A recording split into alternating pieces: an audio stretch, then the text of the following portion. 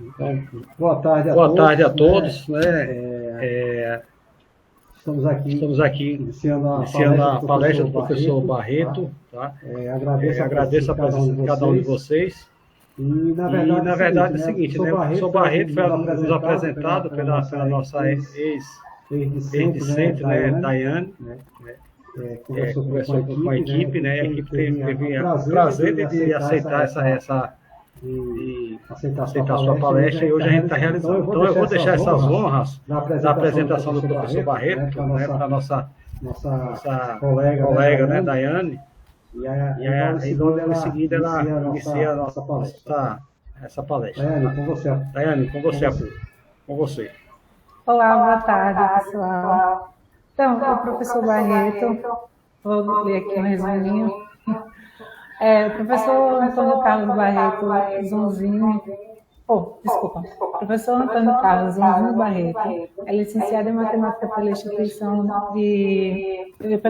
de Matemática e Estatística da USP, especialista em Educação e Informática pela Universidade Federal de Lavras e professor aposentado do Instituto Federal de São Paulo. Ele foi professor de matemática de cursinhos preparatórios e colégios da Faculdade de Anhanguera. Além disso, foi coordenador responsável pela formação de professores e pelos trabalhos por eles realizados no Ensino Fundamental 1 e 2 e gerente de projetos educativos da Secretaria Municipal de Educação de Jacareí, São Paulo. Foi professor do Instituto Federal de São Paulo, em Jacareí, desde 2016 a 2021, ministrando aulas para o curso técnico de matemática, licenciatura em pedagogia e cursos de extensão para professores de rede pública municipal desse município. Além disso, autor de apostilas sobre assuntos de ensino médio, desenvolvimento de aplicativos para aulas de matemática usando programas de geometria dinâmica, Visual Basic, Delphi, linguagem HTML desde 1994, e cursos para professores sobre o uso de projetor de slides em sala de aula, com foco na construção de telas, objetivando a ideia central a ser transmitida. Eu conheci o professor Barreto quando eu fui substituí-lo, quando ele se aposentou, e foi uma responsabilidade muito grande, porque ele era muito bem falado pelos professores e pelos alunos também. Então, ele teve uma grande doação em ensinar bastante coisa, conversei bastante com ele, né, no período que eu fiquei lá. E aproveitem o que ele tem para nos dizer. Pode começar, professor Barreto. À vontade.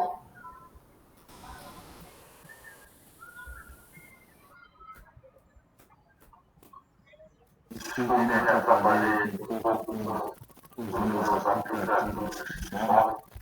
Boa tarde a todos, todas. Estou muito contente de estar aqui com vocês. Espero que o que eu falar aqui hoje, que mostrar, tenha alguma utilidade para os que estão nos assistindo. Eu queria, antes de mais nada, agradecer a Daiane, que me convidou, e achei que eu tinha alguma coisa de importante a dizer a vocês. Vamos lá. Então, eu vou falar um pouco sobre o ensino e aprendizagem da matemática. E eu gostaria de colocar uma frase aqui na tela, que tem sido repetida de formas diferentes em livros, palestras, artigos do jornal, etc.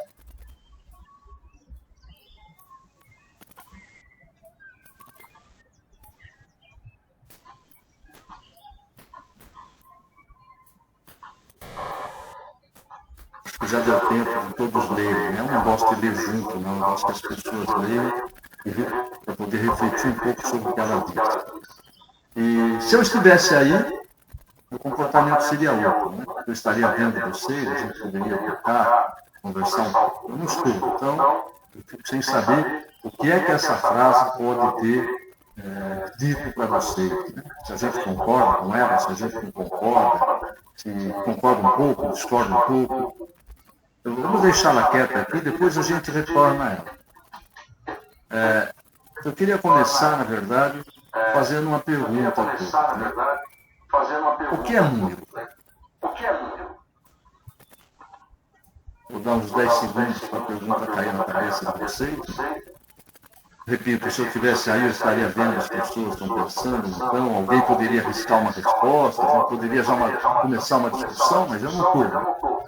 Então, eu jogo a pergunta aí, deixo no ar, e a resposta que a gente encontra para a maioria dos professores e professoras das crianças pequenas, né?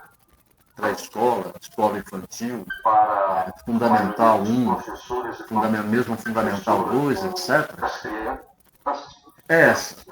Número é algo que serve para exprimir quantidade.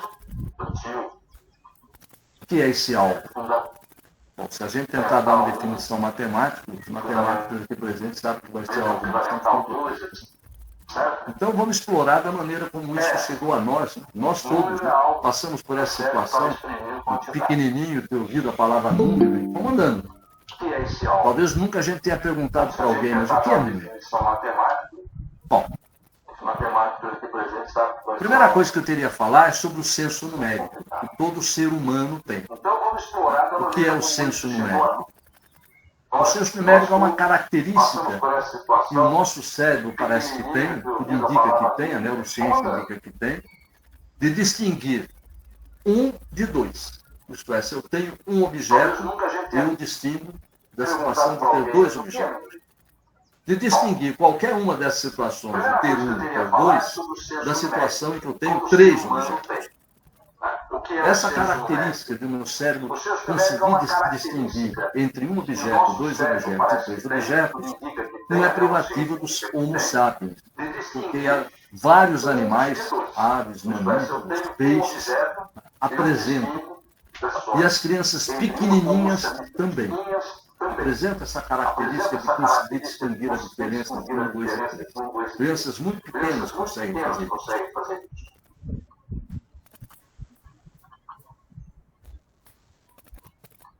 A primeira coisa que a gente pode fazer com o senso numérico, evidentemente, é contar. Mas para a gente contar, a gente deve ter desenvolvido uma outra capacidade, uma outra característica, que é a de comparar.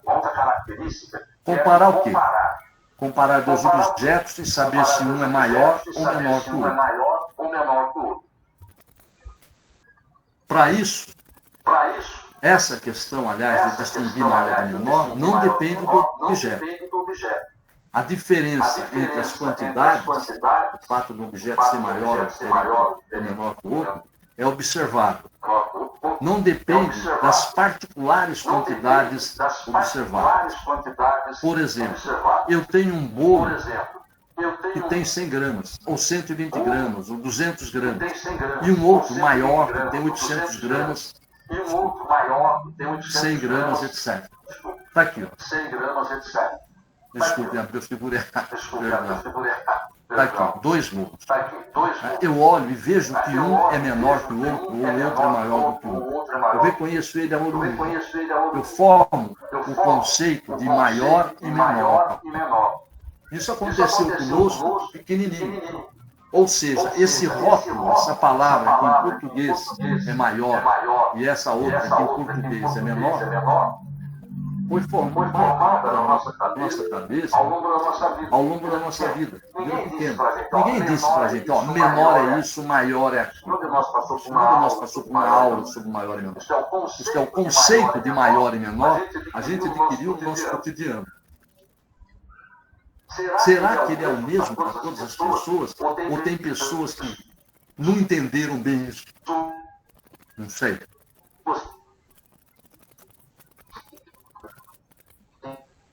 Nessa outra situação, olha só, eu tenho porções de balas. Dá para ver claramente que essa porção de bala aqui é menor que essa. Observe. Eu não estou contando, hein, por favor. Não preciso contar. Não é para contar, nós não sabemos contar. Então, essa porção é menor que essa.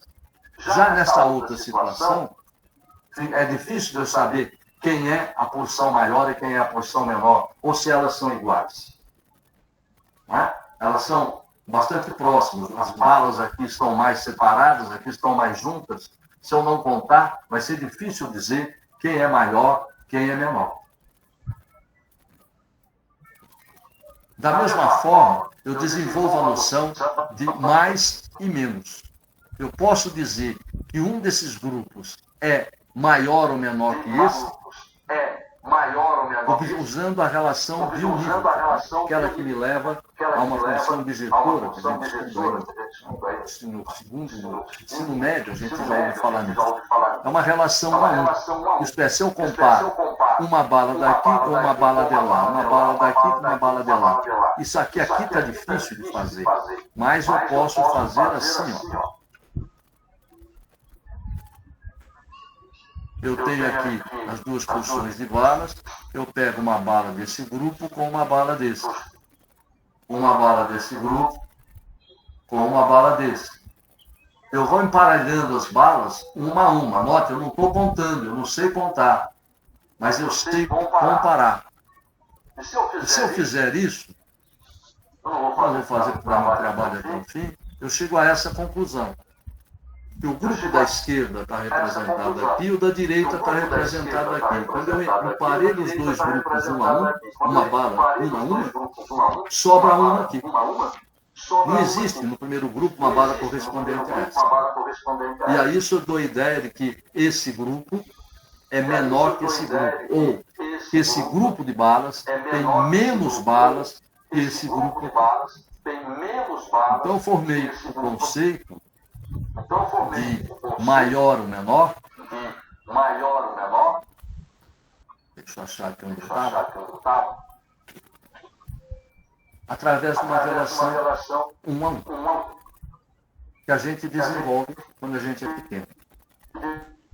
Não é? E notem que mesmo crianças pequenas são capazes de pensar num grupo de 3 balas sem ter as 3 balas. Aqui no meu computador. É possível. Crianças com 3, 4 anos, imagina um grupo de 3 balas e 4 balas, imagina. E as balas não estão lá. Isto é, isso é um pensamento abstrato. Não tem bala nenhuma. Essa capacidade que o ser humano tem de imaginar algo que não está presente. Isso é abstração. Mas a abstração pode acontecer de algumas formas diferentes. Vamos chegar lá. Vamos chegar lá. E aí,